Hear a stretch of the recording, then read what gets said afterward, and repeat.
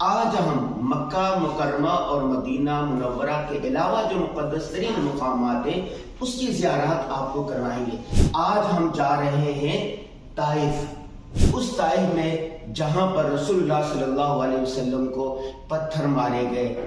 مکہ مکرمہ سے طائف 1.5 گھنٹے کی ڈرائیو پر ہے اور ہم ابھی مکہ شہر سے نکل رہے ہیں۔ ہمارے ساتھ شیخ صاحب موجود ہیں، شیخ صاحب سے ہم پورا انٹرویو لیں گے۔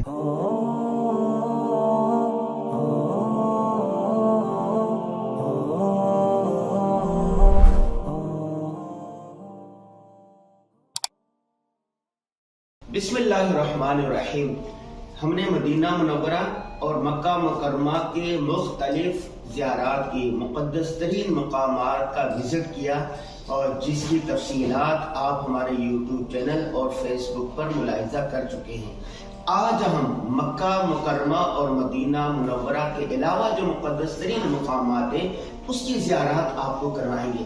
آج ہم جا رہے ہیں طائف، اس طائف میں جہاں پر رسول اللہ صلی اللہ علیہ وسلم کو پتھر مارے گئے، وہ باغ جہاں پر رسول اللہ صلی اللہ علیہ وسلم نے پناہ لی، اس جگہ پر جہاں اماں حلیمہ نے رسول اللہ صلی اللہ علیہ وسلم کو کھلایا تھا۔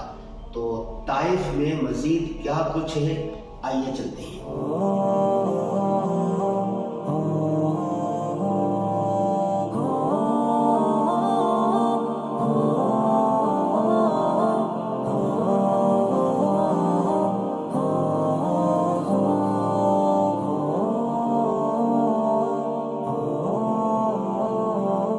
مکہ مکرمہ سے طائف 1.5 گھنٹے کی ڈرائیو پر ہے۔ اگر آپ مکہ مکرمہ سے طائف جانا چاہیں تو صبح سویرے فجر کے بعد نکل جائیں، فجر کی نماز پڑھیں، ناشتہ وغیرہ کریں۔ اگر روزے کے دن ہیں تو روزہ رکھنے کے بعد تھوڑا سا آرام کریں اور 8 بجے نکل جائیں۔ ابھی 8 بجے ہیں اور ہم بھی اپنی فیملی کے ساتھ طائف جانے کے لیے تیار ہیں۔ یہ کہتے ہیں مسفلہ کبری، کبری یہاں پر پل کو کہا جاتا ہے، اس کے نیچے آ جائیں۔ یہ چاروں طرف طائف جانے کے لیے بسیں کھڑی ہوتی ہیں۔ یہ دیکھیں، یہ گاڑیاں کھڑی ہوئی ہیں۔ یہ جو گاڑی ہے ایک آدمی کے یہ 50 ریال لیتی ہیں۔ جو بس ہے وہ جو بس کھڑی ہوئی ہے تو بس مکہ سے وہاں جانے کے لیے 25 ریال رہتی ہے۔ تو بس میں چلے جائیں، شیئرنگ میں 25 ریال میں، اپنی گاڑی الگ کروا لیں، ٹھیک ہے۔ پوری فیملی ہے تو گاڑی 400 ریال میں ہو جاتی ہے۔ تو آپ نے اپنی جیب کو دیکھنا ہے، تو میرا مشورہ ہوگا کہ آپ بس میں جائیں۔ اگر آپ کی فیملی ہے تو پھر آپ پرائیویٹ گاڑی کروا لیں اور 1.5 گھنٹے کے اندر آپ طائف پہنچ جائیں گے۔ طائف کی زیارات کریں، تقریباً 12-13 مختلف زیارات ہیں اور ظہر سے پہلے آپ واپس مکہ مکرمہ آ جائیں۔ تو یہ ترتیب ہوتی ہے۔ جب بھی آپ سعودی عرب آئیں تو مکہ مکرمہ کی زیارات کے علاوہ طائف ضرور جائیں۔ اس کے علاوہ جو اور جگہ ہیں اس پر بھی جانا چاہیے، اس کے بھی ہم آپ کو بتائیں گے۔ تو ہم ابھی جا رہے ہیں، گاڑی کروا لی گئی ہے، بلکہ ہماری گوشت کی گاڑی ہے۔ تو اب ہم جا رہے ہیں طائف کی۔ جی، مکہ کی پہاڑیوں سے ہوتے ہوئے طائف کی طرف رواں دواں ہیں۔ یہ مکہ شہر ہے اور سامنے بڑا پہاڑ نظر آ رہا ہے اور ہم ابھی مکہ شہر سے نکل رہے ہیں۔ ہمارے ساتھ شیخ صاحب موجود ہیں، شیخ صاحب سے ہم پورا انٹرویو لیں گے اور پوری بات کریں گے اور شیخ صاحب انشاءاللہ ہمیں طائف کے بارے میں بتائیں گے، طائف کی زیارات کے بارے میں بتائیں گے۔ ابھی شیخ خلیل نے گاڑی ڈرائیونگ سیٹ سنبھالی ہوئی ہے۔ بتا رہے تھے کہ طائف جانے کے 2 راستے ہیں، ایک راستے سے جائیں گے، دوسرے سے آئیں گے، تاکہ دونوں راستوں کی ہمیں وہ ہو سکے، سیر ہو سکتے۔ پیچھے محمد بیٹھا ہوا گنجا ہو کے۔ ہم محمد کیسے ہو؟ شیخ صاحب کیسے ہیں؟ اللہ کا احسان، الحمدللہ۔ ماشاءاللہ۔ روزہ تو نہیں لگ رہا؟ نہیں، روزے کا مسئلہ نہیں ہے، بس تھوڑی سی نیند کا مسئلہ ہے۔ نیند کا مسئلہ ہے جی، نیند آپ کی اڑاتے ہیں آپ کی۔ سبحان الذی سخر لنا هذا وما كنا له مقرنین وَإِنَّا إِلَىٰ رَبِّنَا لَمُنْقَلِبُونَ وَجَعَلُوا لَهُ مِنْ عِبَادِهِ جُزْءًا ان الانسان لکفور. طائف کی طرف رواں دواں ہیں. طائف ہم پہلی دفعہ جا رہے ہیں, ہماری فیملی پہلی دفعہ جا رہی ہے. طائف ایک تاریخی شہر ہے. اس ٹنل کے بعد جو حصار ہے نا, یہ شیب ابی طالب ہے. جی ہم مکہ کی وادیوں سے ہوتے ہوئے جا رہے ہیں. یہ ایک غار ہے, ایک ٹنل ہے, اور اس کے بعد جو آنے والی ہے وہ شیب ابی طالب ہے, جہاں پر رسول اللہ صلی اللہ علیہ وسلم کو اور رسول اللہ صلی اللہ علیہ وسلم کے ساتھیوں کو, خاندان کو قید تنہائی میں رکھا گیا تھا. یہ جہاں دھوپ ہے, دو ٹنل کے درمیان یہ جو جگہ ہے, 3 جگہ سے پہاڑی ہے. ایک کعبہ والی سمت جو ہے یہ خالی ہے. جی جو دھوپ والا حصہ ہے اور کعبہ کی طرف سیدھی ایک پٹی جا رہی ہے, یہ شیب ابی طالب ہے, جس میں محبوب صلی اللہ علیہ وسلم, صحابہ کرام اور امہات المومنین خدیجہ اور وہ کفار جو نبی صلی اللہ علیہ وسلم اور مسلمانوں کی حمایت کرتے تھے, ان کو 3 سال کے لیے اس کے اندر قید کیا گیا تھا. یہ خاندان قریش کی ایک وراثت کے اندر جگہ آئی تھی جس کو شیب ابی طالب کہتے ہیں. اس جگہ پر جو ہے نا محبوب صلی اللہ علیہ وسلم اور صحابہ کو قید کیا گیا تھا. اللہ اکبر, اللہ اکبر. اس کو اسی طرح رکھا گیا اب تک. جی جی, اسی طرح اس کو رکھا گیا ہے. اور ایک اسلامی تاریخ کا ایک بہت بڑا باب ہے یہ. یہاں پر صحابہ کرام کی آزمائشیں, محبوب صلی اللہ علیہ وسلم یہاں سے گزرتے ہوئے وہ تکلیفیں یاد آ جاتی ہیں کہ جب چھوٹے چھوٹے بچے دودھ کے لیے بلک بلک کر روتے تھے, جی کھانے تک نہیں ہوتا تھا, حتیٰ کہ درختوں کے پتے چبائے گئے. صحابہ کرام رضوان اللہ تعالی علیہم اجمعین کیا فرماتے ہیں کہ ہم یہاں پر رہتے ہوئے ہماری یعنی کھانا اچھا نہیں تھا جی, یہ ہو گیا تھا کہ ہمیں مینگنیوں کی طرح یعنی قضاء حاجت جو ہماری ہوتی تھی بکریوں کی مینگنیوں کی طرح ہوتی تھی. مکہ کی تاریخی زیارت کرتے ہوئے طائف کی طرف جا رہے ہیں. اس وقت ہم گزر رہے ہیں مقبرہ عدل, میدان عدل اور مسجد عدل کے پاس سے, جو مینا کے بالکل پاس میں ہے. یہ ہمارے سامنے یہ جو پہاڑی نظر آ رہی ہے, جو صحیح قول ہے, اس کے بارے میں 2 قول ہیں. جو ایک تو ہے عالمانہ قول, صحیح قول بھی یہی ہے کہ اس پہاڑی پر دمبا اتارا گیا تھا جو حضرت اسماعیل علیہ السلام کی فدیہ میں ذبح ہوا تھا اس پہاڑی کے اوپر.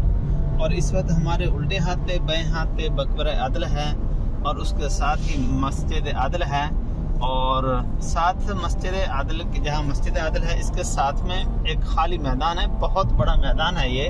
اسی کے پاس سے یہ امید ہے ویڈیو میں آپ کو نظر آ رہا ہوگا. جی جی, یہ میدان دیکھیں, اور یہ بالکل پاس ہے غار ہیرا کے.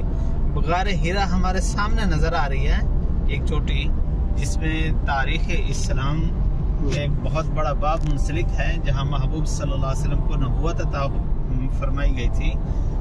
اس وقت جو زیارت کرانا مقصود ہے مسجد عدل, میدان عدل اور مقبرہ عدل. یہ منسوب ہے قاضی شریح رحمہ اللہ, جو حضرت علی رضی اللہ تعالیٰ عنہ کے شاگرد تھے. حضرت علی رضی اللہ تعالیٰ عنہ نے قاضی شریح رحمہ اللہ کو مکہ کا چیف جسٹس بنایا تھا. تو اس جگہ پر جہاں مسجد ہے, اس کے 2 پیارے سے مینار اونچے اللہ کی عظمت کو بیان کرتے ہوئے نظر آتے ہیں. اس جگہ پر قاضی شریح رحمہ اللہ کی عدالت لگا کرتی تھی. اچھا, چوٹی دکھے, یہ غار ہیرا ہے جو آپ کو چوٹی نظر آ رہی ہے. اچھا, اس مسجد کی جگہ پر قاضی شریح رحمہ اللہ کی عدالت لگا کرتی تھی. اور جب تک سعودیہ کے اندر یہ عدالت کا نظام یعنی قاضی والا نظام تھا, جب تک سعودیہ کے اندر قاضی والا نظام تھا, تو اس وقت تک اس مسجد کی جگہ پر یہ مسجد کے اندر جو ہے وہ عدالتیں لگا کرتی تھیں, فیصلے ہوا کرتے تھے. جب یہ قاضی کا نظام ختم ہو گیا تو یہ سسٹم بھی ختم ہو گیا. اور ساتھ میں جہاں پر یہ مسجد ہے, نیچے جو بہت بڑا میدان پڑا ہے, یہ میدان عدل اس کو کہتے ہیں. مکہ کی تاریخ کے اندر اس کا ایک بہت سنہری نام ہے. جگہ جگہ اس کے بورڈ بھی لگے ہوئے ہوتے ہیں میدان عدل کے. اس جگہ پر قصاص, سزائیں, شرعی سزاؤں کا نفاذ ہوتا تھا, شرعی سزائیں نافذ ہوتی تھی.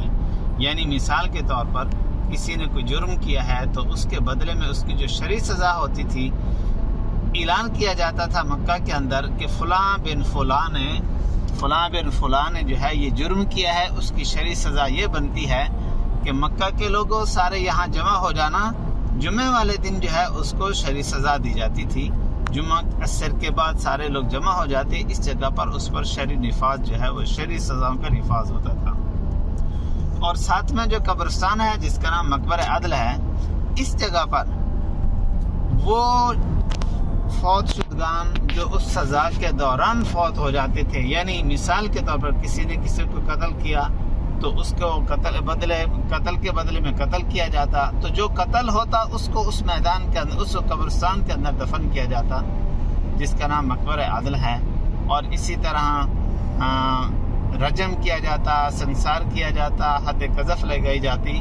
تو ان چیزوں کے جو شہداء ہوتے تھے، فوت ہو جاتے تھے، ان کو اس میدان کے اندر، اس قبرستان کے اندر دفن کیا جاتا تھا۔ اللہ، تو یہ ہمارے پاس میں مقبرہ عدل، میدان عدل اور مسجد عدل، یہ اس کی صحیح ہسٹری ہے۔ بتانے کا مقصود یہ ہے کہ آج کل چونکہ میں مکہ میں رہتا ہوں تو بہت ساری چیزیں غلط منسوب ہیں۔ میں ایک کام شروع کیا ہے حضرت کے مشورے سے۔